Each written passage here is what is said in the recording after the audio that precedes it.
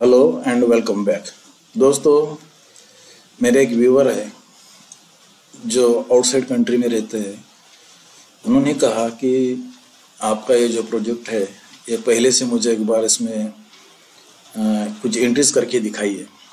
उन्होंने कहा कि मेरा एक बिजनेस ट्रांसपोर्ट का है, उसमें मेरे खुद के गाड़ियाँ चलती हैं, तो मुझे हर लॉरी से कितना प्रॉफिट हुआ, ये किस तरह से होता है, उसका डेमोन्स्ट्रेशन दीजिए। तो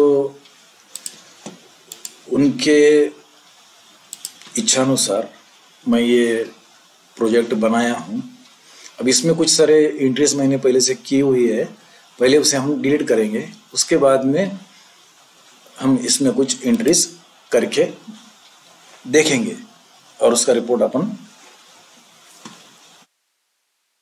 देख सकते हैं कि किस तरह से कौन कौन सी लॉरी ने हमें कितना प्रॉफिट छोड़ा है, कितना खर्चा हुआ है उस लॉरी पे, और उस लॉरी से हमें नेट प्रॉफिट कितना हुआ, ये देखना है। तो सब में फर्स्ट हम क्या करेंगे, इसमें जो भी एंट्रीज है वो भले ही ये तुम्हारा बिल्टी यानी लॉरी रिसिप्ट, हायर रिसिप्ट का एंट्री है वो, उसके बाद कैश बुक में अगर कुछ, इसमें भी एक 14 एंट्रीज है, अभी आने वाली 15 है, तो 14 एंट्रीज ये है। और बैंक के अंदर मेरे ख्याल से 3 एंट्रीज है, तो 3 नहीं 2 ही है, तीसरा तो अभी रनिंग में चल रहा है। ये सब हम डिलीट कर देंगे। तो पहले मैं बैंक के ट्रांजैक्शन का एंट्री डिलीट कर देता हूँ। जैसे इसको हम क्लिक करेंगे, डिलीट हो गया। इसके बाद फिर से डिलीट कर देने के बाद यहाँ कंफर्मेशन पूछेगा, are you sure to delete entry. अगर आप यस करते हैं तो एंट्री डिलीट हो जाएगी, अगर नो करते हैं तो कुछ भी नहीं होगा।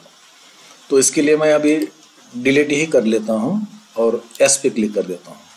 अब इसके बाद में जैसे ही मैं इसे क्लोज करता हूँ और वापस से अगर मैं इसको क्लिक करूँगा तो फर्स्ट वाउचर नंबर 1 से एंट्री इसमें शुरू हो जाएगी।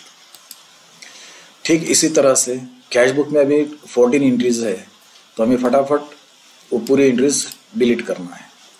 तो इसमें मैं फटाफट कर देता हूँ।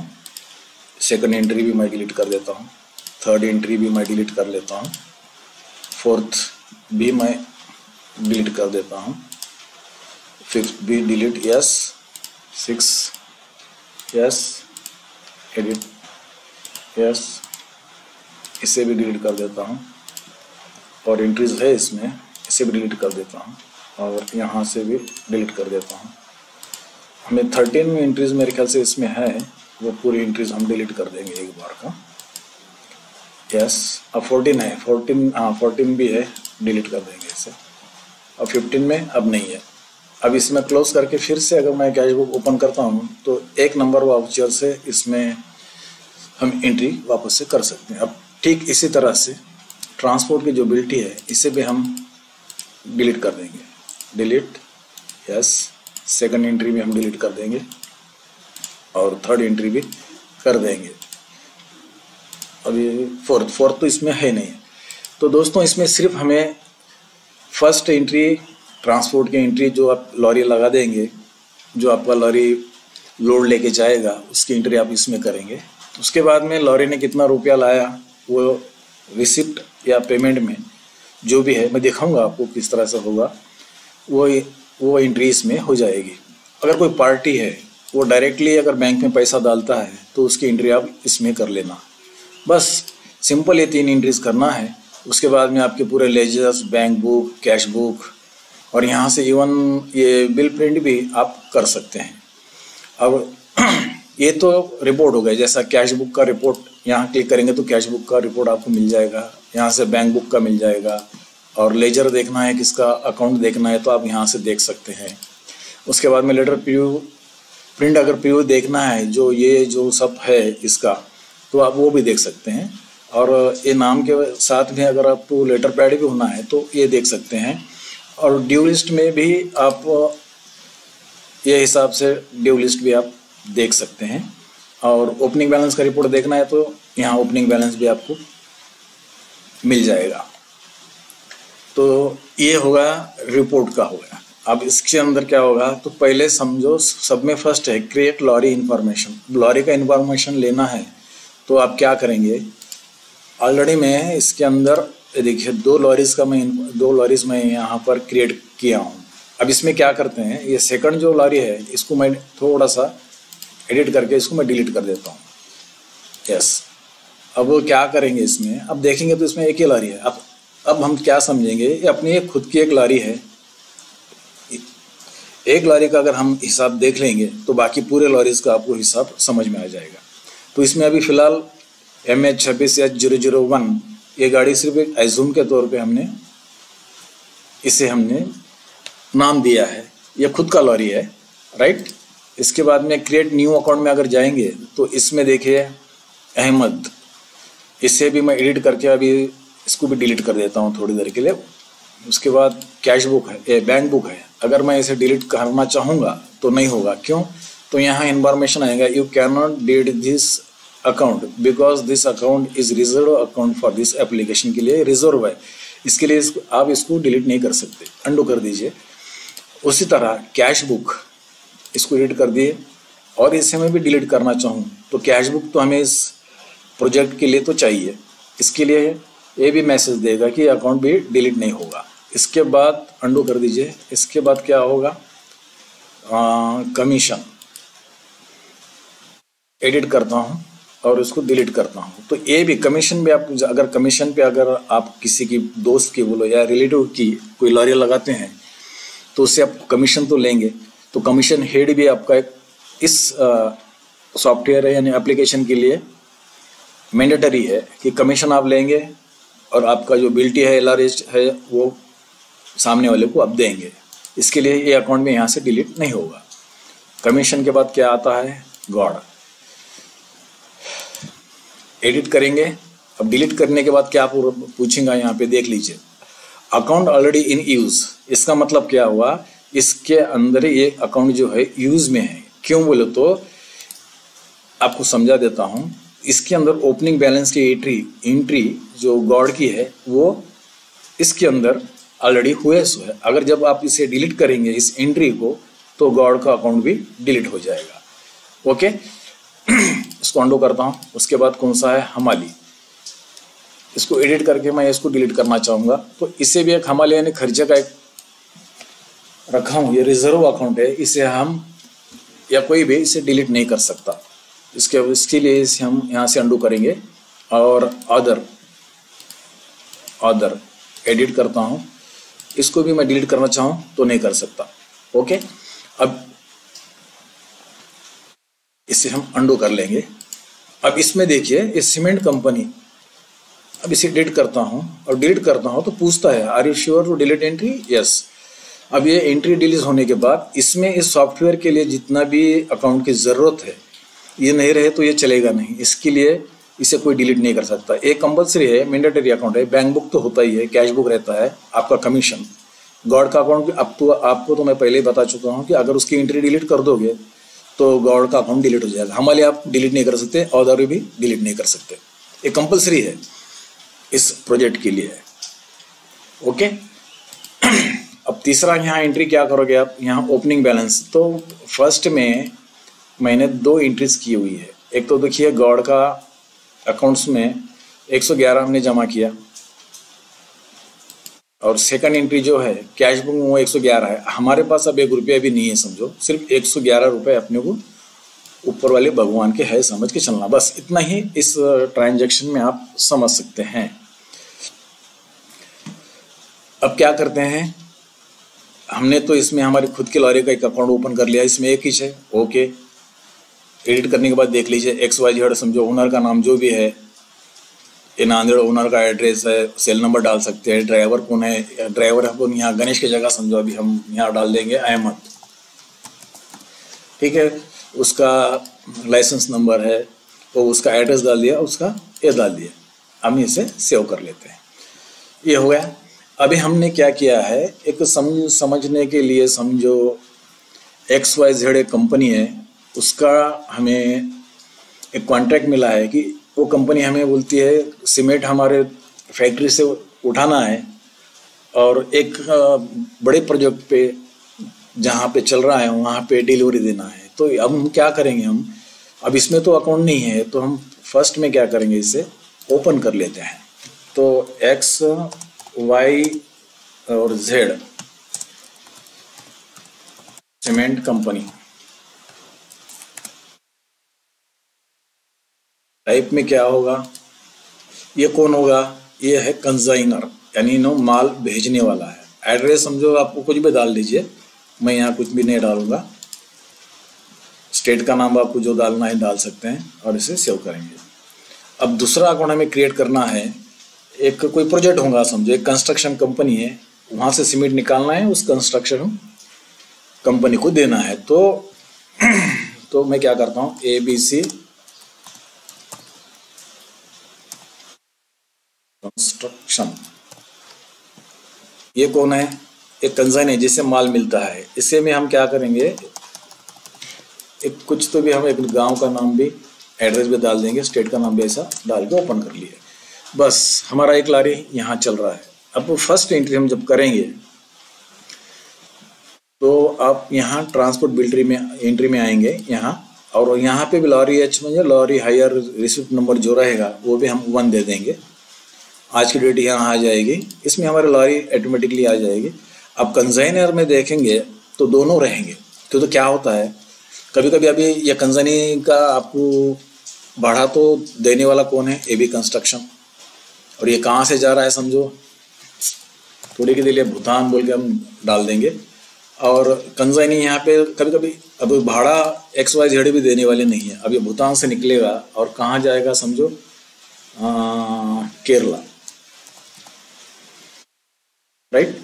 अब भाड़ा इसमें से आपको फ्रेट देने वाला कौन है, तो ये कंपनी देगी, कंजाइनर देने वाला है, एक कंजाइनी देने वाली नहीं है, एक कंजाइनर देने वाली नहीं है, ये भाड़ा इनो देने वाली है आपको।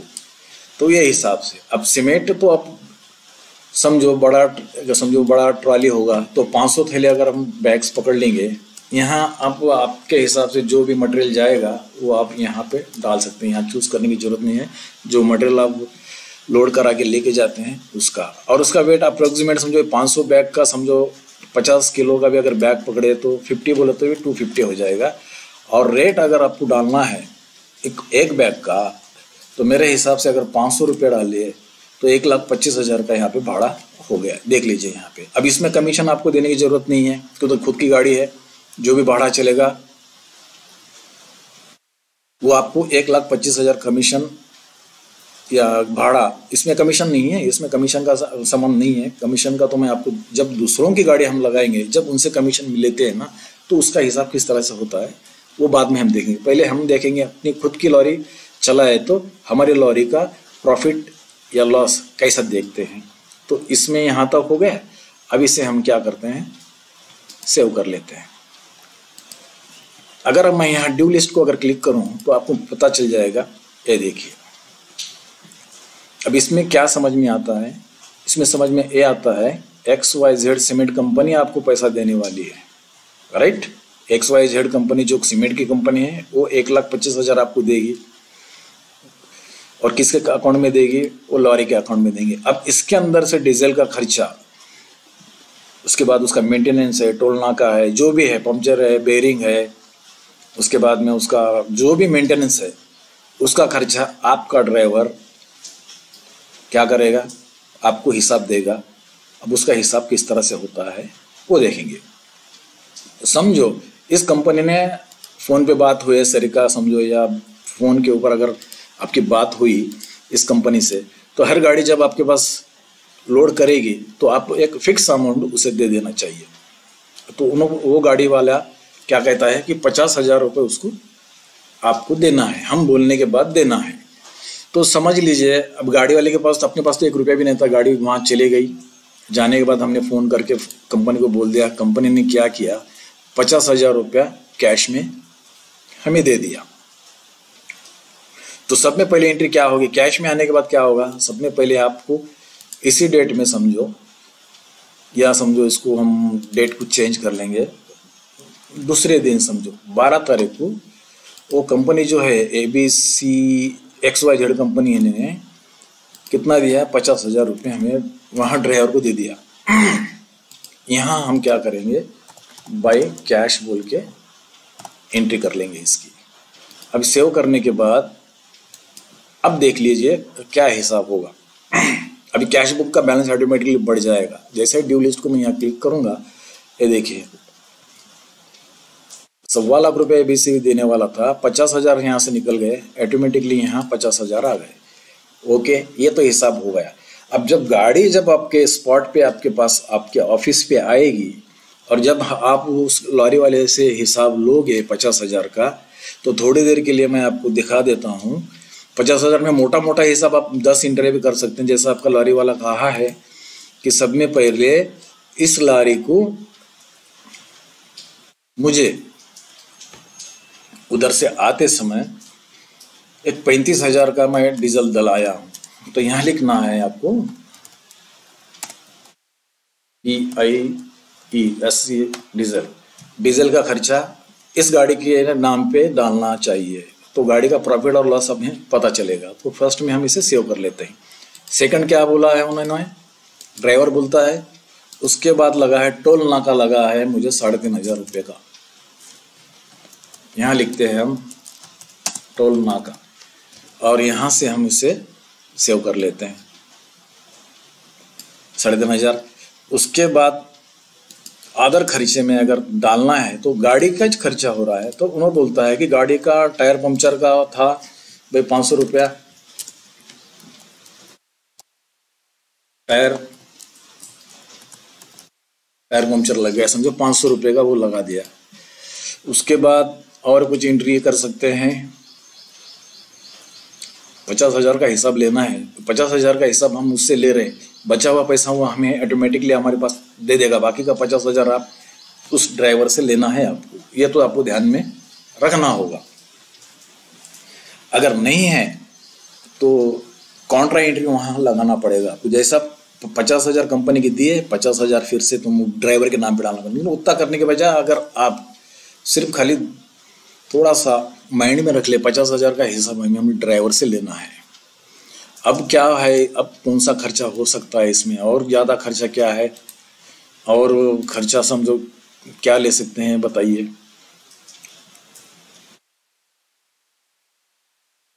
टोल नाका हो गया, डीजल हो गया, पंक्चर हो गया, और एक समझो बेयरिंग का एक खर्चा समझो 5,000 का लग गया। बेयरिंग इसे सेव कर लिया। अभी देखेंगे ड्यू लिस्ट में क्या होता है। ये देखिए कैश में अभी देखो 6,000 का फर्क है। 6,000 रुपये जो खर्चा बाकी जाने के बाद इसमें 6,000 जो बढ़ रहे हैं वो ड्राइवर ने आपको कैश में दे दिया। कंपनी तो 75,000 देना है, 50,000 का ड्राइवर ने हिसाब दिया। अब लारी के पास 81,000 है।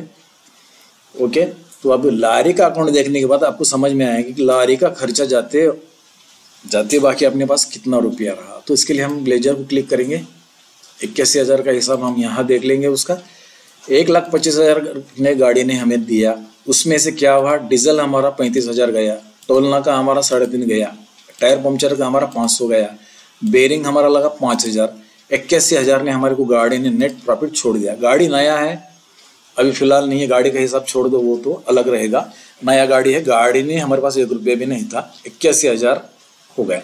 अब थोड़ा गाड़ी में कुछ काम करना है, जैसा बॉडी उसका गाड़ी का लॉरी का बॉडी बनाना है, कलरिंग है, या कैबिन बनाना है, तो ठीक है। कैबिन बनाने के लिए क्या करते हैं हम, अब थोड़ा सा 25,000 का खर्चा और चढ़ा देंगे अपन यहाँ पे। 1 मिनट में दिखा देता हूँ अभी।